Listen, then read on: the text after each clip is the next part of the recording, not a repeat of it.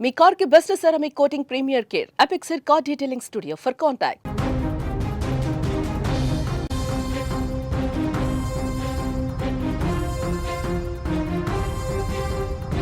ఐబొమ్మ రవిని 2 రోజుల పాటు విచారించారు. ఈరోజు 3వ రోజు విచారించబోతున్నారు.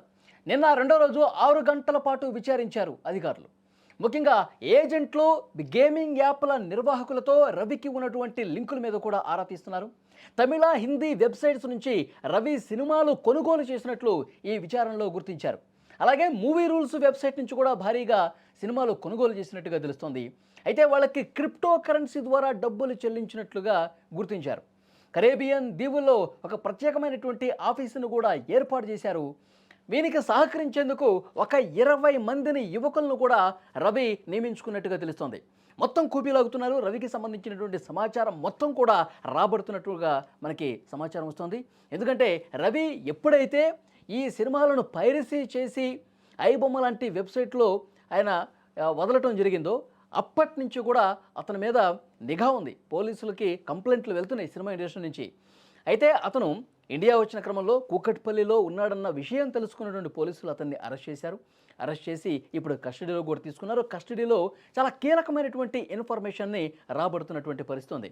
ముఖ్యంగా అతను ఆయా వెబ్సైట్స్లో ఏ విధంగా నడిపిస్తున్నాడు, సినిమా పైరసీ ఏ విధంగా చేస్తున్నాడో కూడా చాలా క్లియర్గా కూపీలాగుతున్నారు పోలీసు అధికారులు. ఎందుకంటే అతను చాలామంది భారతదేశంలో వివిధ రాష్ట్రాల్లో అతనికి సహకరించే వాళ్ళు ఉన్నారు.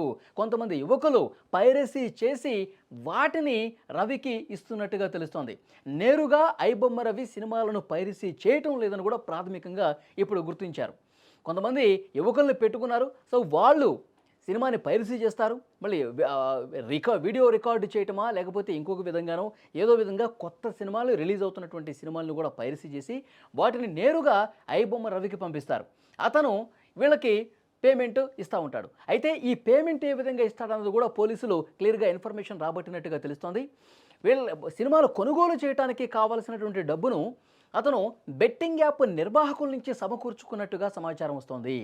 బెట్టింగ్ యాప్ల్ని తన వెబ్సైట్ ద్వారా ప్రమోషన్ చేయించుకుని ఆ ప్రమోషన్ ద్వారా వచ్చినటువంటి డబ్బులతో ఈ విధంగా సినిమాలు కొనుగోలు చేసి తన వెబ్సైట్లో పెడతా ఉన్నాడు. కోట్ల రూపాయలు సంపాదించినట్టుగా తెలుస్తుంది. బెట్టింగ్ యాప్స్ నుంచే 100 కోట్ల రూపాయలు సంపాదించినట్టుగా ఇప్పుడు ఇన్వెస్టిగేషన్లో బయటపడుతున్నటువంటి విషయం. కరేబియన్ దీవుల్లో ఒక ఆఫీస్ని ఏర్పాటు చేసుకున్నారు. అయితే అమెరికాలో కావచ్చు, ఫ్రాన్స్లో కావచ్చు, నెదర్లాండ్స్లో కావచ్చు, స్విట్జర్లాండ్స్లో కావచ్చు, ఇలాంటి ప్రదేశాల్లో కొన్ని సర్వర్లు కూడా ఏర్పాటు చేసుకున్నాడు ఐబొమ్మ రవి. ఆ సర్వర్ల ఆధారంగా అతను ఈ విధంగా వెబ్సైట్స్ని నడిపిస్తున్నట్టుగా క్లియర్ కట్ ఇన్ఫర్మేషన్ ఇప్పుడు ఆధారాలతో సహా పోలీసులు గుర్తిస్తూ ఉన్నారు. ఇంకా ఈ విచారణలో ఏవైతే 30 బ్యాంక్ అకౌంట్స్ను కూడా గుర్తించారంట ఐబొమ్మ రవికి సంబంధించి. ఆ 30 బ్యాంక్ అకౌంట్లన్నీ కూడా ఫ్రీజ్ చేశారు. అయితే గత 4-5 సంవత్సరాలుగా అతని ట్రాన్సాక్షన్స్ ఏ విధంగా ఉన్నాయో కూడా కనిపెడతా ఉన్నారు. పూర్తిగా ఎంత మొత్తంలో ఏ నిర్వాహకుడి నుంచి ఇతను డబ్బులు తీసుకున్నాడు, ఇతను డబ్బులు ఏ విధంగా చెల్లించాడు, ఈ కోట్ల రూపాయలకు సంబంధించి ట్రాన్సాక్షన్స్ అన్నీ గుట్టు మొత్తం కూడా ఇప్పుడు పోలీసు అధికారులు తెలుసుకుంటున్నట్టుగా సమాచారం వస్తుంది. మరొక ముఖ్యమైనటువంటి విషయం ఏంటంటే క్రిప్టో కరెన్సీలోనే ఇతను చెల్లింపులు చేస్తూ ఉన్నాడనేది కూడా చాలా క్లియర్గా పోలీసులు అతని ట్రాన్సాక్షన్స్ని పరిశీలించిన మీదట అర్థమైనటువంటి పరిస్థితి ఉంది. ఇంకా చాలా కొత్త విషయాలు బయటకు వస్తున్నాయి. ఇంకా 3 రోజుల పాటు అతన్ని విచారించే అవకాశం ఉంది కాబట్టి ఈ విచారణలో కొన్ని కీలకమైనటువంటి విషయాలు కూడా రాబట్టే అవకాశం కనిపిస్తుంది. అతను ఏ దేశాల్లో తిరుగుతూ ఉన్నాడు, అతని కింద పనిచేసే వ్యక్తులు ఎవరు, ఇక్కడ హైదరాబాద్లో ఎంతమంది ఉన్నారు, ఇవన్నీ కూడా మరికొద్ది రోజుల్లోనే క్లారిటీ వస్తుందని తెలుస్తోంది. మరోవైపు ఇతని దగ్గర పనిచేసే వాళ్ళకి సంబంధించిన డీటెయిల్స్ ఏమీ చెప్పట్లేదు ఐబొమ్మ రవి. అలాగే బెట్టింగ్ యాప్ నిర్వాహకులు ఎవరు, ఇది చాలా కీలకమైనటువంటి ప్రశ్నగా తెలుస్తోంది. బెట్టింగ్ యాప్ల నిర్వాహకులకు సంబంధించి కూడా ఒక్క మాట కూడా వాళ్ళకి సంబంధించిన ఒక్క ఆధారం కూడా చెప్పట్లేదన్నట్టుగా సమాచారం వస్తుంది. చాలా విషయాలకు సంబంధించి చాలా ప్రశ్నలకి అతను దాటవేస్తున్నట్టుగా తెలుస్తుంది. కానీ క్లియర్గా పోలీసులు కొన్ని ఆధారాలు ముందు పెట్టి ఏదంటే ట్రాన్సాక్షన్స్కి సంబంధించి కావచ్చు, లేదంటే బెట్టింగ్ యాప్లు తన వెబ్సైట్లో ప్రమోట్ చేసినటువంటి 1x కావచ్చు, ఇంకా కొన్ని ఉన్నాయి బెట్టింగ్ యాప్స్, వాటికి సంబంధించిన ప్రమోషన్ చేస్తున్నాడు కాబట్టి ఆ బెట్టింగ్ యాప్ల పేర్లతో సహా అతను వీడియోలో ఉన్నటువంటి అతని వెబ్సైట్లో ఉన్నటువంటి డీటెయిల్స్ ముందు పెట్టి ప్రశ్నించినా సరే కొన్ని విషయాలకు దాట వేస్తున్నాడు, సమాధానం చెప్పట్లేదని తెలుస్తుంది. ఇంకొక ముఖ్యమైన విషయం ఐబొమ్మ 1 అని చెప్పి ఇంకోటి కొత్తది రిలీజ్ అయింది. ఇతన్ని అరెస్ట్ చేసిన తర్వాత కూడా ఇతన్ని కస్టడీ ఉన్నప్పుడు కూడా ఐబొమ్మ 1 పేరుతో ఇంకొకటి రిలీజ్ అయింది. అంటే తను అరెస్ట్ అయినా తనకు సంబంధించి ఐబొమ్మ పూర్తిగా క్లోజ్ అయినా సరే ఇంకొకటి ఓపెన్ అయ్యే విధంగా ఎవరు ఇతనికి సహకరిస్తున్నారు, ఐబొమ్మ 1కి ఇతనికి ఏమన్నా సంబంధం ఉందా, ఒకవేళ నేను అరెస్ట్ అయితే ఆ బాధ్యత మీదే అని చెప్పి ఇంకొక టీంకి ఏమైనా ఇతను అప్పగించిన పరిస్థితి ఉందా, ఇవన్నీ కూడా అతి త్వరలోనే బయటకు వచ్చే అవకాశం కనిపిస్తోంది. అయితే ఐబొమ్మ రవి మనీ లాండరింగ్ కూడా పాల్పడినట్టుగా సమాచారం ఉంది. ఎందుకంటే తను ఏదైతే బెట్టింగ్ యాప్ల ద్వారా డబ్బు సమకూర్చుకున్నాడో ఆ డబ్బుల్ని వైట్గా మార్చుకొని చాలా చోట్ల పెట్టుబడులు పెట్టినట్టుగా కూడా విదేశాల్లో సమాచారం ఉంది. సో కరేబియన్ దీవుల్లో ఉంటూ అక్కడ ఆఫీసు నడిపిస్తూ ఈ విధంగా పెద్ద ఎత్తున మనీ లాండరింగ్కి పాల్పడ్డాడు, బెట్టింగ్ యాప్ల్ని ప్రోత్సహించాడు, పైరసీ చేశాడు.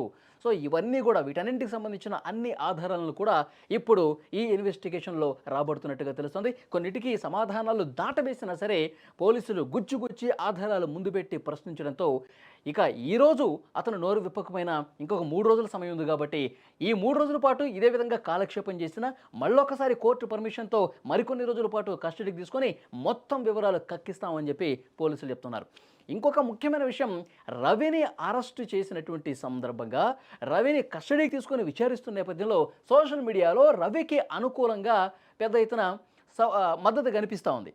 ప్రతి ఒక్కరూ కూడా సామాన్యులు, మధ్యతరగతి ప్రజలు, నేను సామాన్యుడిని, నేను థియేటర్కి వెళ్ళి సినిమా చూడలేను, నాకు రవి దేవుడు, రవిని అరెస్ట్ చేయడం కరెక్ట్ కాదు, రవి మంచే చేశాడు, ఇండస్ట్రీలో ఉన్నటువంటి పెద్దలే, థియేటర్లు నడిపిస్తున్న వాళ్ళే, మల్టీప్లెక్స్ల యాజమాన్యాలే మా రక్తాన్ని పీల్చి పిప్పి చేస్తూ ఉన్నాయి, రవి మంచోడు అన్నట్టుగా ఆయనకు సపోర్టుగా మాట్లాడుతున్నటువంటి పరిస్థితి. సో ఇంత సపోర్ట్ ఇచ్చినా పైరసీ చేశాడు కాబట్టి ఇతను తప్పు చేశాడు, అలాగే ఈ వెబ్సైట్లో బెట్టింగ్ యాప్స్ని ప్రమోట్ చేశాడు కాబట్టి ఇతను తప్పు చేశాడు, తప్పు చేసిన వాళ్ళకి చట్ట ప్రకారం శిక్ష పడుతుంది, అతనికి అనుకూలంగా పోస్టులు పెట్టవద్దని చెప్పి కూడా పోలీసుల నుంచి ఇన్ఫర్మేషన్ వస్తుంది. సో ఏది అయినప్పటికీ ప్రజలు రవి అరెస్టుని పూర్తిగా వ్యతిరేకిస్తున్నది మాత్రం నిజం. సో డెఫినెట్గా ఇక భవిష్యత్తులో ఎలా ఉంటుందో చూడాలి. ఈ 3 రోజుల పాటు విచారణ కొనసాగుతున్నటువంటి నేపథ్యంలో పూర్తిగా కస్టడీ ముగిసే నాటికి ఇంకా ఎలాంటి కీలకమైనటువంటి విషయాలు బయటకు వస్తాయి, ఇతని టీంకి సంబంధించిన సమాచారం వస్తే వాళ్ళను కూడా అరెస్ట్ చేస్తారా, ఇవన్నీ కూడా భవిష్యత్తులో తేలుతుంది.